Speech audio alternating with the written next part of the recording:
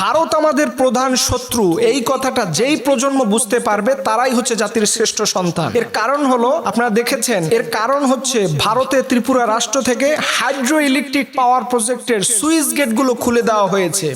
এই switch gate থেকে অনবরত পানি এসে আমার দেশের কুমিল্লা, ফেনী, নোয়াখালী এই জেলাগুলো লক্ষ লক্ষ কোটি কোটি মানুষ আজকে পানির নিচে হারিয়ে গিয়েছে। এবং আপনারা দেখেছেন ছোট্ট বাচ্চা শিশু তার নাকের কোণায় পর্যন্ত পানি চলে এসেছে। এই ভারত এর মাধ্যমে প্রমাণ করেছে বাংলাদেশের সবচেয়ে বড় শত্রু হচ্ছে ভারত। এই ভারতকে মোকাবেলা করার জন্য আমাদেরও একটা শক্তি আছে, সেই শক্তি হচ্ছে আমার রেমিটেন্স যোদ্ধা ভাইয়েরা। আমাদের রেমিটেন্স যোদ্ধা ভাইয়েরা অর্থাৎ প্রবাসীরা হচ্ছে আমাদের সবচেয়ে বড় এখন হাতিয়ার। এরা যদি গর্জে উঠে তাহলে এই ভারতকে শাসন করা আমাদের পক্ষে সম্ভব। কারণ আমাদের প্রবাসী ভাইদের সংখ্যা হচ্ছে 1,55,00,000-এরও বেশি। এই ভাইয়েরা যদি, ডক্টর ইউনূস সাহেব আপনাকে বলছি, আমাদের প্রবাসী ভাইদের সাথে কথা বলে তাদের সাথে একটা কোলাবরেশন করে আপনার উদ্যোগ নেন, এই 1,55,00,000 প্রবাসী যদি মাত্র 1,000 টাকা করে দেয়, তাতে আমাদের টাকার অঙ্কের পরিমাণ আসে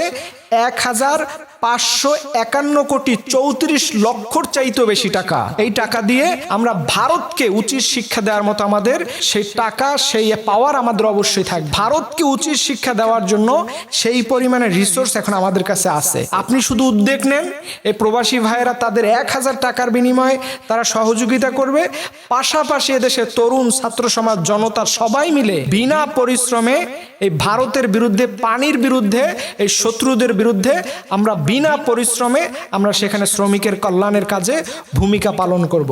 এই দেশের মানুষ এখন যদি এদের বিরুদ্ধে সোচ্চার না হয়, প্রতি বছর 6 মাস 3 মাস যাওয়ার পর পর দেখবেন এই ফারাক্কাবাদ, এই তিস্তাবাদ, এই টিপাইমুখ, এই ত্রিপুরাবাদ, এখান থেকে ওখান থেকে পানি ছেড়ে দিয়ে আমার দেশের কোটি কোটি কোটি কোটি টাকার প্রতি বছর এই দেশ নষ্ট করতেছে। যারা আমাদের সম্পদ নষ্ট করবে তারা কোশ্চিনকালেও আমাদের বন্ধু হতে পারে না। একটা জিনিস মনে রাখতে হবে, আমি আমার হিন্দু ভাইদের বলবো, ভারত বিদ্বেষী মানে হিন্দু বিদ্বেষী নয়। আপনারা দেখেছেন এই যে নোয়াখালী, চট্টগ্রাম, এই পার্বত্য অঞ্চলগুলো এবং কুমিল্লা, ফেনী, লক্ষ্মীপুর, এই অঞ্চলগুলো হাজার হাজার হিন্দুরা আছে। কই তাদের দিকে যদি তাদের ভালোবাসাই থাকতো তাহলে তারা পানি ছাড়তো না। অর্থাৎ কোনো হিন্দুদের জন্য কিন্তু তাদের ভালোবাসা নাই ভারতের, যে শুধু ওই অঞ্চলগুলোতে মুসলমান থাকে বিষয়টা এমন নয়। হাজার হাজার মা বোন আছে, শিশুরা আছে হিন্দু, ওই তাদের দিক বাসনা করেও, তাদের মায়া করেও তারা এই পানি ছাড়তে দ্বিধাবোধ করেনি। সো মনে রাখতে হবে, ভারত বিদ্বেষী মানে কখনো হিন্দু বিদ্বেষী নয়। কারণ ইসলাম কোনো ধর্ম বিদ্বেষ শিখায় না, ইসলাম কখনো মানুষের ধর্মের আঘাত শিখায় না।